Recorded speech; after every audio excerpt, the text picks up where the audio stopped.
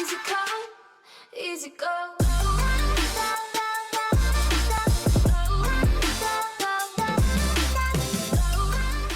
Yo, what's going on guys, and welcome to my YouTube channel. Today I'm going to be showing you how to make a YouTube thumbnail, so let's just jump straight into this. Firstly, what you want to do is you want to head up to File and New, make the width 1280 and the height 720, and then hit OK.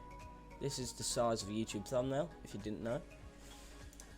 Now I'm going to show you how I make my thumbnails, so we're just going to go with that. So what you want to do is you want to place down a background, which you can save from the internet.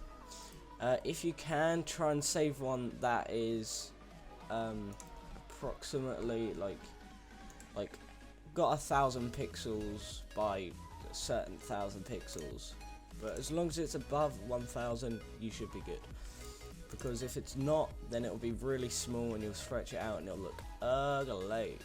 Now one thing I like to do is add a blur to my background to make the text look more visible. Okay, so what I usually do next is put in my text of the thumbnail, well, of the video that I'm going to be making. For example, let's put amazing snipes. And obviously that's one long line and you might want to put snipes underneath amazing. So what you can do is just go like this, hit the check mark and just make another one and write snipes. Boom.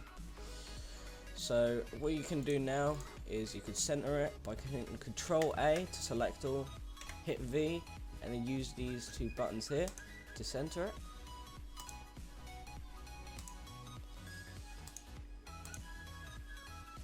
And then Control D to deselect. Now as you can see, the text is like overlapping here, so you want to try and keep it in the line, but just put it underneath. You want to try and find it snap into place. There you go, that means it's centered.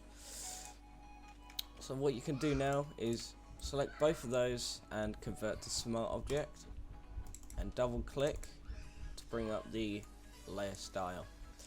So what I usually do now is hit color overlay and make sure that it is white, and then I would rasterize that layer, and then go back into blending options. I would add a drop shadow, put the opacity to 100, distance to 0, spread to 100, and then you can just change the width. So I actually kind of like this one. Actually no, I like that one. There we go. Now what you can also do is add a gradient overlay. Now as you can see, that is very strong, so if we turn down the opacity a bit, it looks pretty nice. Now what you can do is you can also change the colors. For example, this, or this, or this one, or this one. There is a lot of possibilities. You can even make your own by clicking on these and changing the color. As you can see, I've put it to like a light green, and then over here we'll go like a see, it looks kind of like a watermelon kind of thing.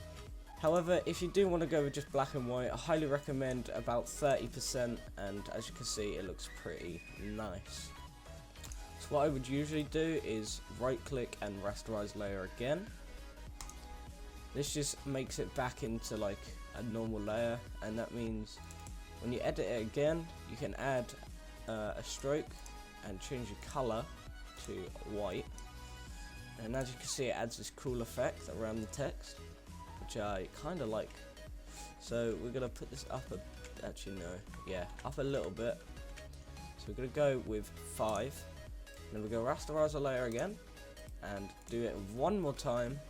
So we're going to add another stroke, and we're going to pick the thing up a little bit more, but we're going to leave it black this time. Okay, so once you're happy with your text, you want to hit Control T. Well, select the layer and hit Control T, and you want to resize it to the size that you would like. So because I've made my text quite compact, I can make it pretty big.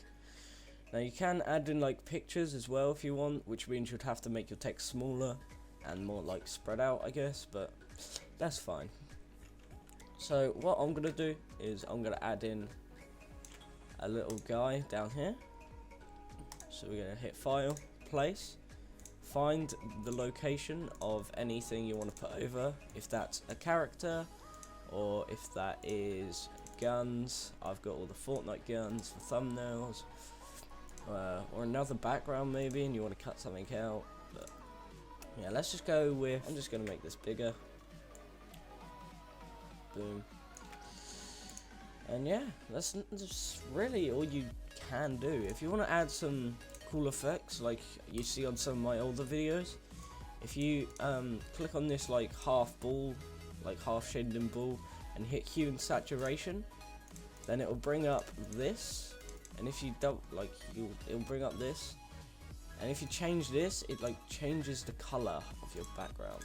And you can also turn up saturation so that it looks like more funky. Oh, I kind of like this one.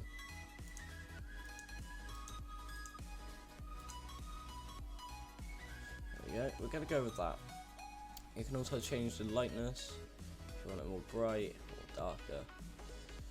I'm just gonna leave that at 0. And yeah. So yeah, that's been it for this video, guys. If you enjoyed, smash the like button, subscribe, do all that cool shit, and until the next video, guys, see ya later.